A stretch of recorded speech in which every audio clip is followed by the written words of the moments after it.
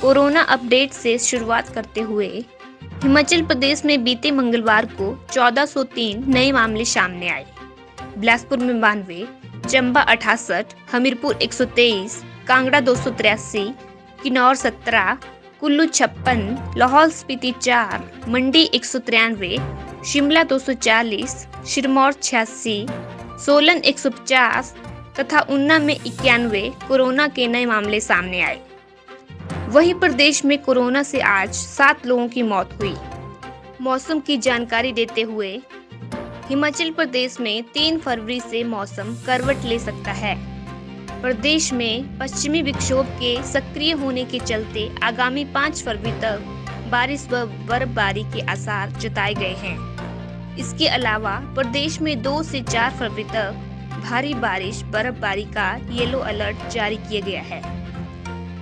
नौकरी की तलाश करने वालों के लिए खुशखबरी।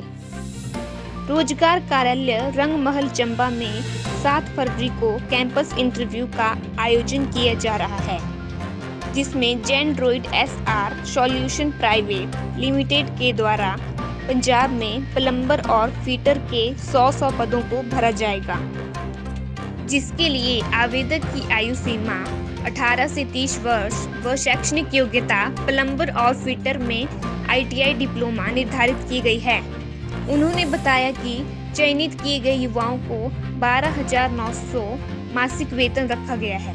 इच्छुक आवेदक जिनकी आयु 18 से 30 वर्ष के बीच है और ITI पास की है, वे शैक्षणिक योग्यता के मूल प्रमाण पत्र, पासपोर्ट साइज फोटो, रोजगार कार्यालय का प्रमाण पत्र, आधार कार्ड व बायोडाटा लेकर निर्धारित स्थान पर प्रातः 11 बजे उपस्थित होकर साक्षात्कार में भाग ले सकते हैं। LPG सिलेंडर हुए सस्ते। सरकारी तेल कंपनियों द्वारा रसोई गैस सिलेंडर की कीमतों को कम करने का ऐलान किया गया है। यह ऐलान ठीक बजट सत्र से पहले किया गया है।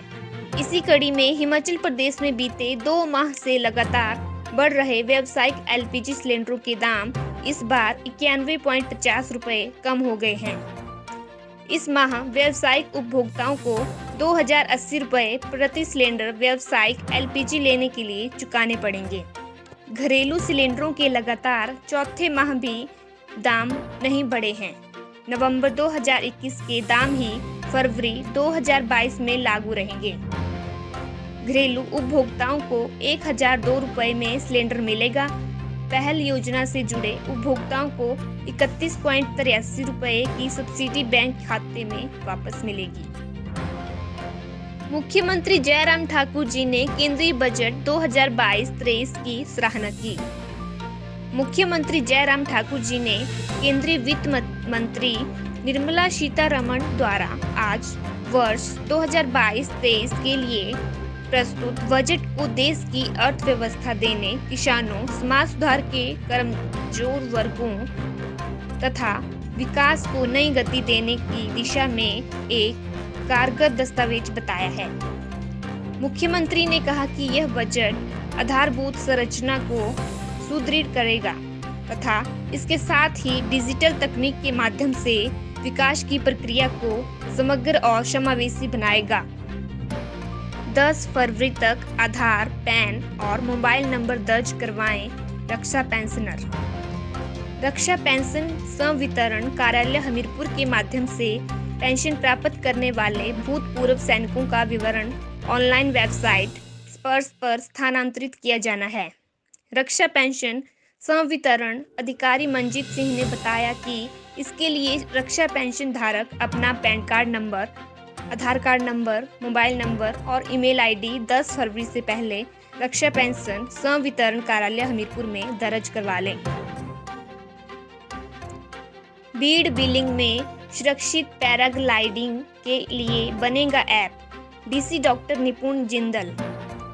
बीडिंग में सुरक्षित पैराग्लाइडिंग के लिए ऐप तैयार किया जाएगा, जिसके माध्यम से ही पर्यटक पैराग्लाइडिंग का व्यवस्थित तरीके से आनंद उठा पाएंगे। इस बाबत मंगलवार को उपायुक्त कार्यालय के सभागार में उपायुक्त डॉक्टर निपुण जिंदल की अध्यक्षता में पर्यटन विभाग और पैराग्लाइडिंग एसोसिएशन के बीच एक आवश्यक बैठक आयोजित की गई।